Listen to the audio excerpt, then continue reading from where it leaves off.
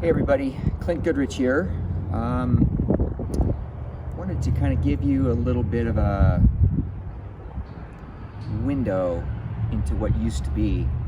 This is the racetrack in Great Falls, Montana. It's called Montana Expo Park. It used to be the site of the state fair. I used to race here 5-6 weeks, mostly Friday, Saturday, Sunday, 3-day holidays, 4th of July, this kind of thing in the summer. It was a very central part of the Montana horse racing. And like so many places in the United States, horse racing has been on the decline and on the demise, which is, it's sickening, it's unfortunate. It is very demoralizing if you're a horse racing fan or if you're a horseman. Montana used to have 6 or 8 different fair meets during the course of the early spring into the early fall. It was a very vibrant racing circuit.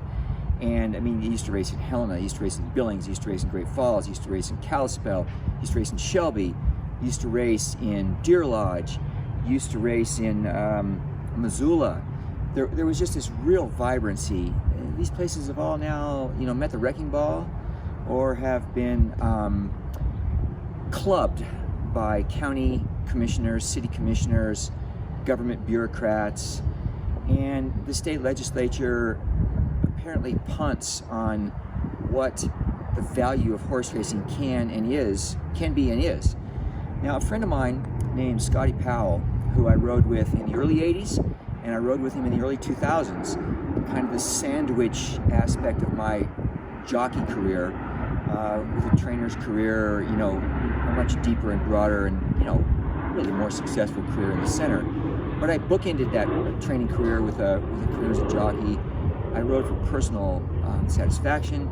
I rode a few decent horses, but I rode a lot of average horses.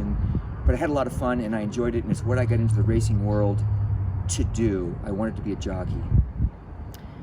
So I have no complaints. Limited success, but unlimited amount of fun and experience. It really saddens me to see what has gone on, and not only in racing, but in these smaller tracks. These smaller tracks are the grassroots bedrock of racing. It gives horses that can't compete at the top levels a place to go. It extends their life, it extends their usefulness. And you cannot imagine the depth of commitment that the horse people at this level, the men, women, the kids, the teenagers, the participants, you can't imagine the passion and commitment they have to this kind of racing. It's not racing at Santa Anita. It's not racing at Keeneland. It's not Churchill Downs racing, but it doesn't have to be. Racing is racing. Horses are horses. Doesn't matter where they compete. They're all trying to do the same thing. They're trying to win. They're trying to get a piece of the action. They're trying to get a piece of the purse. And there is a connectivity to people at this level that you don't see at the higher levels. There's a real family aspect of it. There's a real camaraderie that you don't get at a lot of places. The racetrack here at Great Falls, it's a half-mile bull ring. It's a half mile. It's twice around to go 5/8 of a mile or 6 furlongs. They've got a Fontana rail. The track is wide. They can accommodate 10-horse fields. They also race quarter horses as well, which this is how you put these kind of meets together, mixed breeds, quarter horses, thoroughbreds, maybe even some Appaloosas. But this is a nice place. I mean, this is a nice place. The quality of the racing surface is good. The grandstand is up. The steward stand is high. They have patrol judge towers. I mean, this isn't some rinky-dink place. This is an okay place. So, you can make a lot out of something with a little care and a little management, racetrack management. Hello. There's a lot that can be done with a small track. And this is horse racing the way it was kind of meant to be.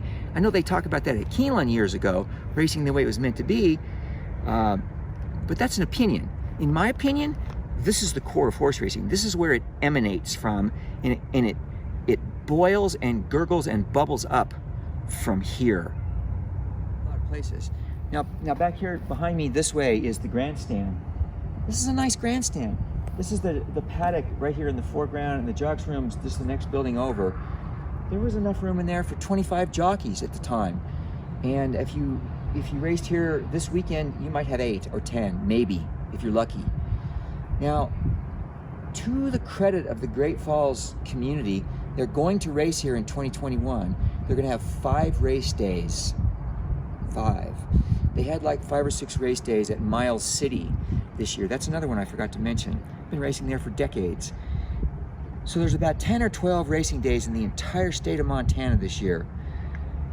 It's better than nothing, but it's not sustainable if you're a person that races up here in the Northwest. Now Wyoming has gotten instant racing, and that's what's pumped new blood into racing in Arkansas. They're trying to get it in Kentucky. The purses in Wyoming for this level of racing are giant. They're $4, $5, $6, $7, $8, $9, $10,000, and they've got a vibrant circuit now in Wyoming of maybe 6 or 7 tracks, whereas there used to be just one at Wyoming Downs because all the smaller tracks dissipated, just like happened here in Montana. Now I mentioned Scotty Powell a minute ago, and I got sidetracked, and I didn't go on with that. But Scott Powell, who's a friend of mine, and I rode with him in the early 80s and the early 2000s, like I said, he is single-handedly, literally packing the Montana horse racing industry on his back through a campaign designed to get instant racing here in the state of Montana, to reinvigorate the racing world here. And he's doing, I basically discouraged him. I said, Scotty, you're wasting your time. It'll never happen. And he didn't listen to me, which is a good thing. And I didn't expect him to, he didn't need to, it's just my 2 cents worth. He's actually gaining ground. He's getting through to some of the bureaucrats. He's getting through to some of the state legislators and people that have actually the power to make this happen again. And I don't know where it's going to go, but credit to Scott Powell for what he's trying to get done. He almost got racing in Billings resurrected, and he may yet get it done. They're trying to, work something out where they're going to build a new grandstand in Billings. Billings was a real cornerstone here, along with Helena and Great Falls, and then Missoula. They were cornerstone meets here. So hopefully he can get that accomplished. But, like a state in Nevada, a couple of states over and to the south, they have an outstanding racing environment in Elko and in Ely. And they're an eyelash away from getting it going again in Winnemucca. I don't know if they will or not. Reno's long gone.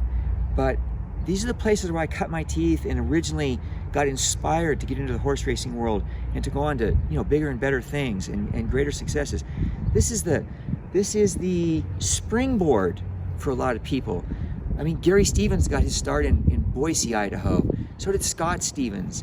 I mean, and there's many other riders that I can't even remember off the top of my head, but Gary Stevens is a very prominent name who got his start at this kind of racetrack in the Northwest. These are not training grounds anymore for new upcoming talent. They've been decimated, and the racing industry is regretfully responsible for allowing this to happen and not having a unified voice from within the industry to keep these things going.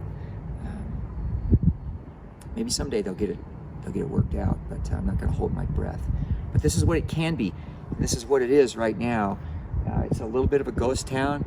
There's many other tracks around, the Mountain West, the West, that they're falling apart, they're falling down, where this one is still intact, and credit to Great Falls for it still being intact.